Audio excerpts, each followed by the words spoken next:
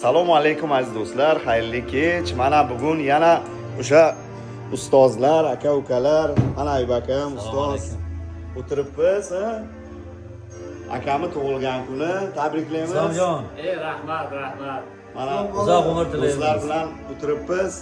Ixtiyor akam mana Elyorjon.